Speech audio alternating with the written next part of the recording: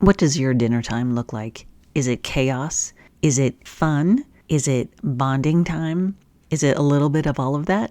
Well, today we are going to talk to Dr. Caroline, or CC Clauss-Ehlers, who is an internationally known award-winning psychologist who has done a lot of research, teaching, and writing that focuses on supporting children, adolescents, and their families. She's also a licensed psychologist in New York and a professor at Long Island University. She's the co-author of the book we're going to talk about today called Eating Together, Being Together, that she co-wrote with her husband, Julian Clauss-Ehlers, who is a classically trained chef who has cooked at 5 Michelin-starred restaurants. I can't wait for you to hear what she has to say today, her advice and ideas about how to bond over food and cooking will be amazing. I hope you enjoy this show. Thank you so much. Hello, this is Mary Jo Tinlin from Teaching Your Toddler, and today we have a very special guest, Caroline Clauss-Ehlers, to speak to us today about a fantastic book that she wrote with her husband about eating together and how that can really be a very enriching experience for families. So, Caroline, please go ahead and introduce yourself and tell us about yourself and tell us a little bit about the book as well.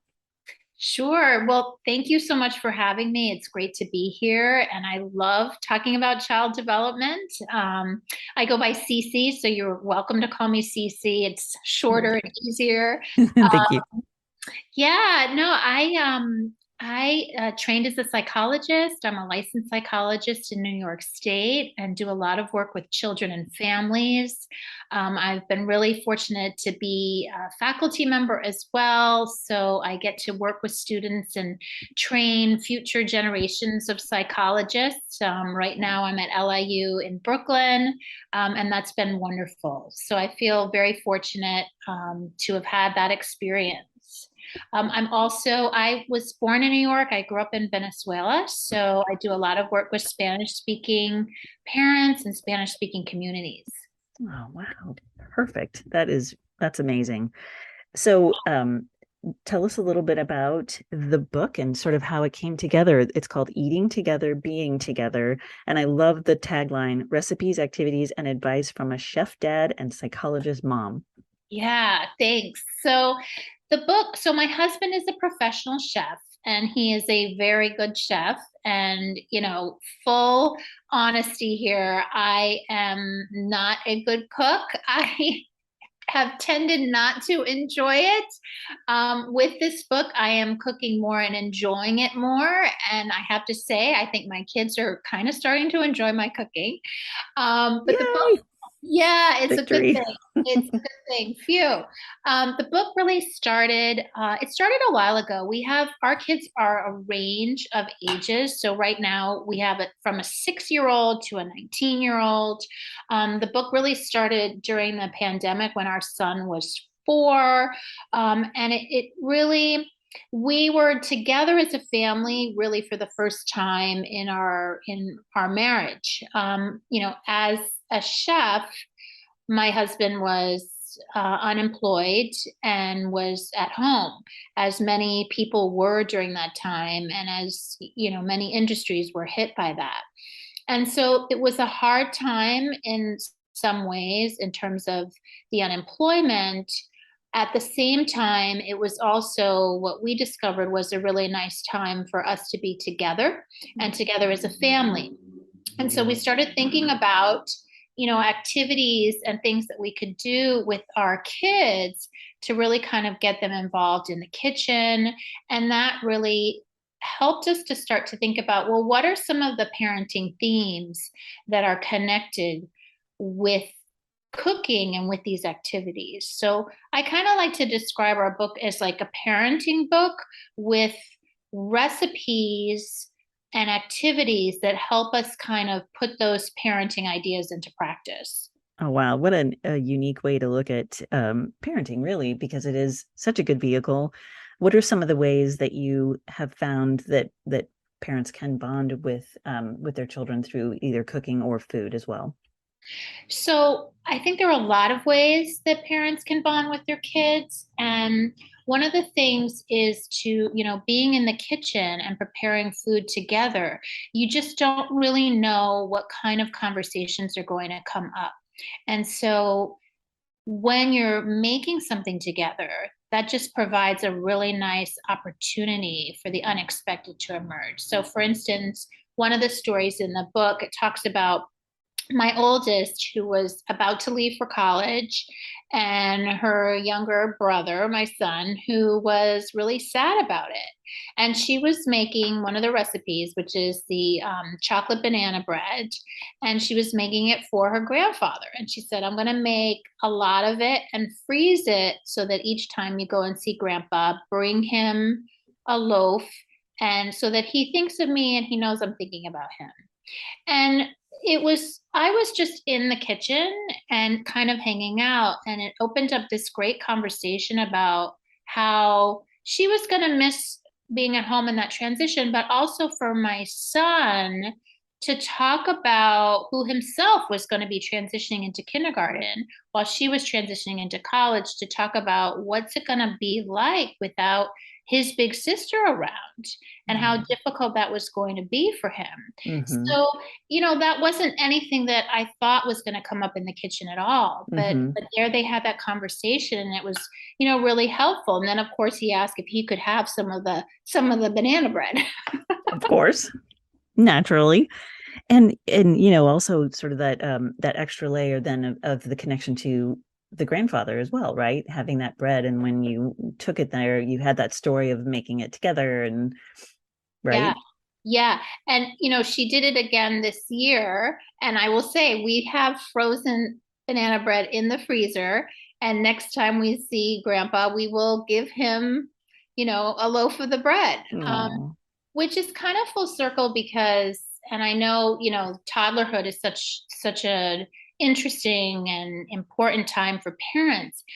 Right before the pandemic, and we talk about this in the book, my mom passed away, and my son, we had literally, who was in preschool, we had literally just seen her the day before. And so, the banana bread, bringing that to my dad, his grandfather, is like, it's like a connection around that, and it's kind of a remembrance, which is really nice. Oh, I'm so sorry to hear about your mother. But what a great, like you said, what a great connection to be able to sort of pull that through. And along that line a little bit, I mean, you're kind of creating a tradition there. You just mentioned that she did it 2 years in a row, right? So talk a little bit about creating traditions there with food or with eating together. Yeah.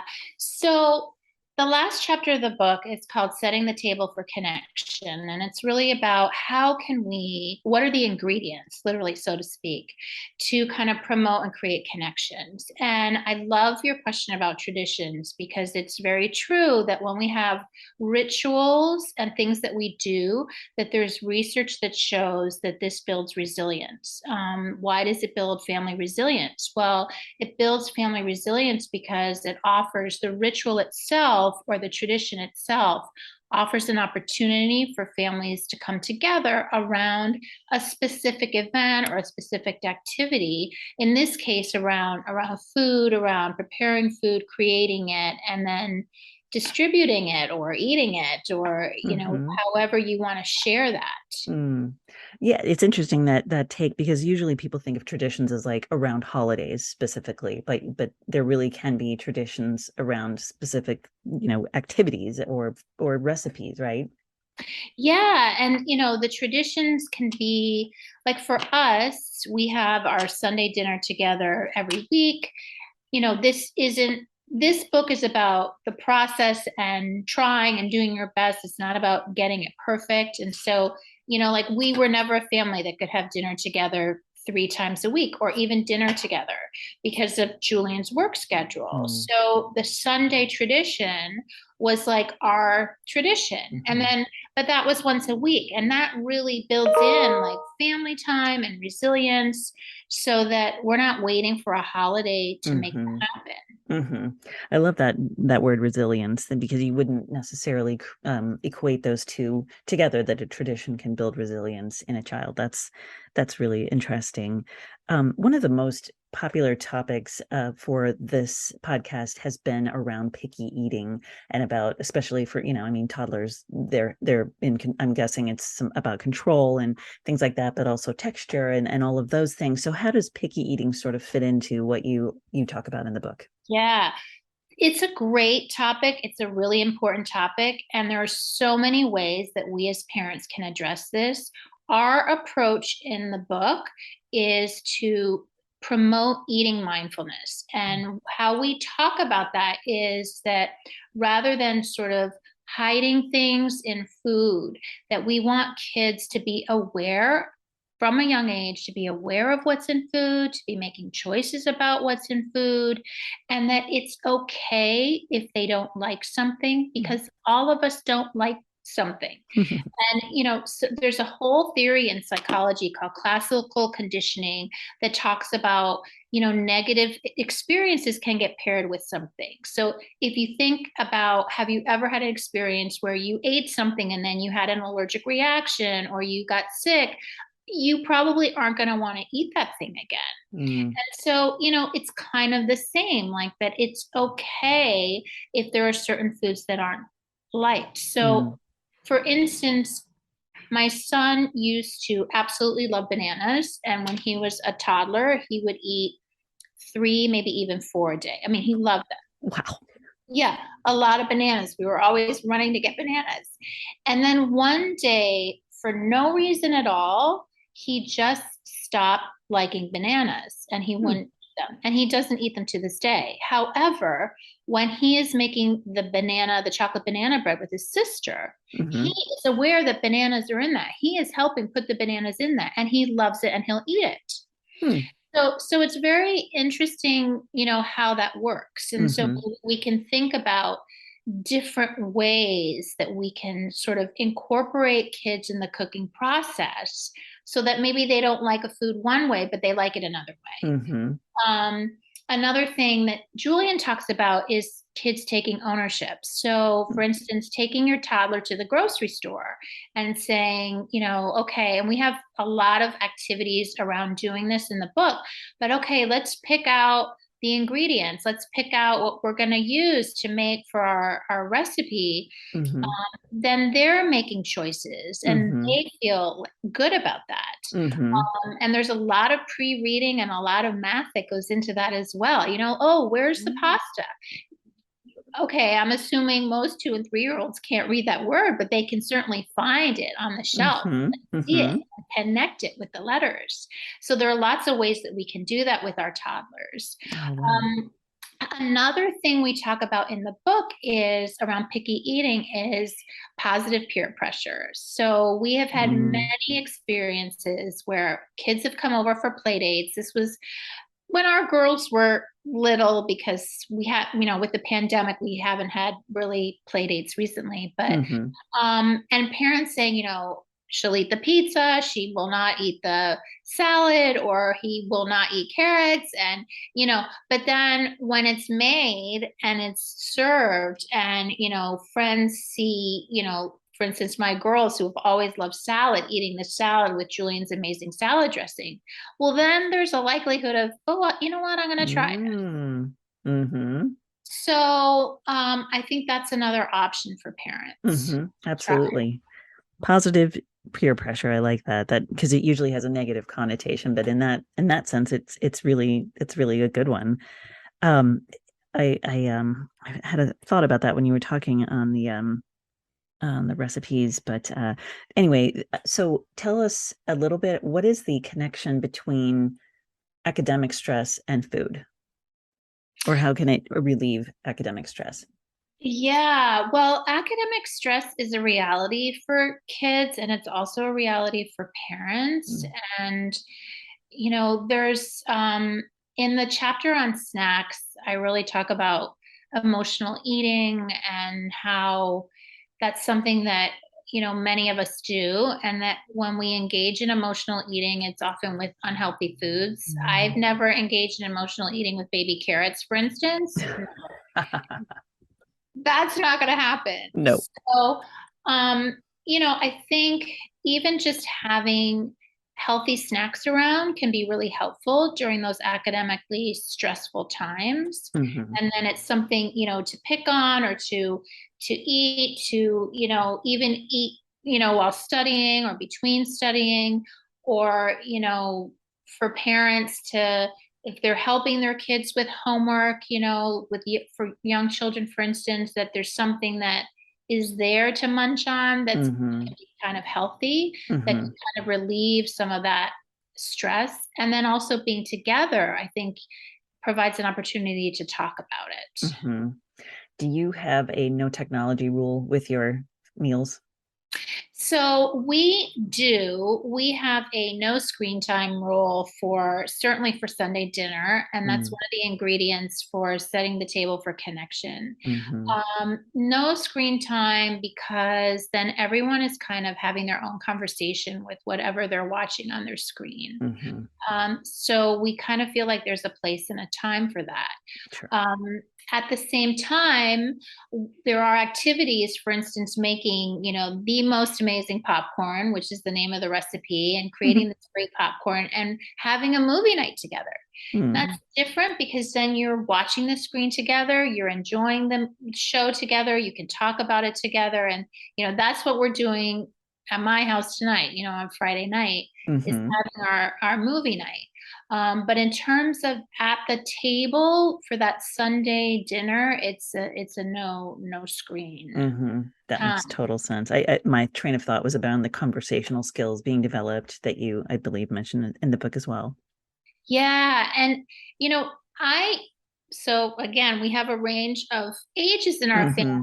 It can be really hard for parents, certainly it is for us, to say, okay, shut that off, please. Shut that off, please. It's hard. And so one of the things, like a little strategy that we do, is we'll ask my son when it's getting time that dinner's going to be ready. We'll say, can you set the table for us? Mm-hmm. And then he has to stop what he's doing, and then he focuses on another activity. And then he gets kind of excited about setting the table and what he's putting around the table. And then we can say, oh, that looks great. Or, oh, you can eat 3 forks. That's awesome. That kind of thing. So distraction to move away from the screen time it's not always effective, but it is one strategy I think that parents can use. We try to use it whenever we can. Oh, that's perfect. I think I have 2 more questions. I did remember my other question. How do you feel about, because I was in this situation for a long time, I usually had to make multiple versions of dinner because I had one who didn't eat most things, but the rest of us ate everything. So how do you deal with that? What's the best way to deal with that? Oh my gosh, we talk about that in the book, because it used to be, my son would get home from school and he was like hungry right away. So then he'd want a snack, and then he wouldn't want to eat his dinner. And then I would put him to bed, have dinner with my older girls. And then Julian would come home late and have dinner on his own. 3 waves. Wow. 3 waves. It's really hard. I think sort of if you're working towards how can I have a dinner that everyone enjoys, like, make it like a game. Like, let's do a poll. Let's do a poll. Let's see, write down, or if your child is not writing yet, like draw a picture of what you would love to eat. Like, what would be your dream meal to eat with your family? What would that look like? And then you can kind of collect the pictures or the words and put it all together. Like, okay, we're going to have these meatballs, and then we're going to have it with this broccoli, and then we're going to have this, these cookies for dessert, so that you kind of have everyone's voice kind of reflected in the meal. Now, what if everyone chooses a separate entree? Then you could say, okay, so it is a lot of work to make 3 things at once, but let's figure out when we can have each of these things Mm. during the course of the next week or so that everybody gets a turn. Mm-hmm. Kids, toddlers are learning about taking their turn. Mm-hmm. So everybody gets a turn. And then we're going to do a taste test for each meal and vote on which you like the most. Ooh, taste test. That's great. So now you're making it a game and you're Mm-hmm. making it kind of fun and interesting. Mm-hmm. Right.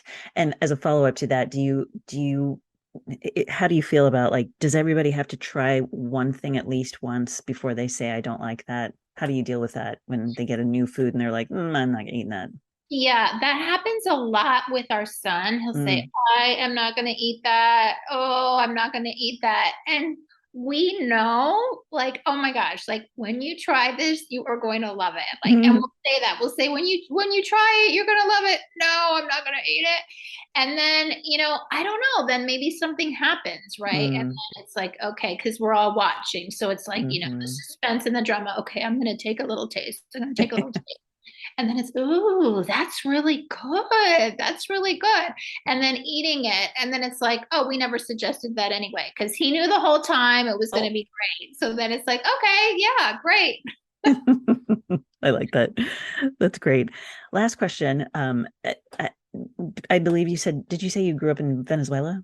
Yeah. So Mm-hmm. do you have like any traditional dishes, or maybe you know of people who have traditional dishes that can incorporate that into their family? How do you sort of incorporate something like that from maybe a different culture, or like a family tradition like that? How do you get that incorporated? Yeah. Well, that's sort of expressing culture and expressing family traditions through food is a beautiful thing. And so there, I think, is a wonderful way to bring kids into it and to, really let kids know about your culture by letting them know about the food of the culture. Mm-hmm. And that's a tradition that gets passed on through generations. And so then cooking and preparing food with your kids that are foods that are traditional to your culture or also traditional to your family. Mm-hmm. It's a way to kind of um, just talk about intergenerational experiences and Mm-hmm. to share culture around food. Mm-hmm. Wow. Perfect. Thank you so much. Well, this has been very fascinating. I hope that the listeners are really intrigued to check out your book. Tell us, before I let you go, about, how do we find you? How do we find the book? All of the information that anyone would want to know about you. Oh, sure. Thank you. So the book, we have a website for the book, which is eatingtogetherbeingtogether.com. On that website, there are a list of booksellers, and you can click on the link. There's a whole different range. And then also you can order it online or at your local bookseller. Perfect. Do you have a website yourself? I do. I have a website. It's drccnyc.com. So DRC as in cat, C as in cat, NYC.com. Oh, perfect. Thank you so much. Well, I'll make sure that we get those links into the show notes so people can find you. And again, I so appreciate your time today. It's fascinating to talk about this subject. It's an amazing book. I love that you were able to do it with your husband and certainly be inspired by your family. So I appreciate that. Thank you again for coming on the show. Thank you for having me, and thank you for talking about this super important topic. This has been the Teaching Your Toddler podcast with Mary Jo Tinlin.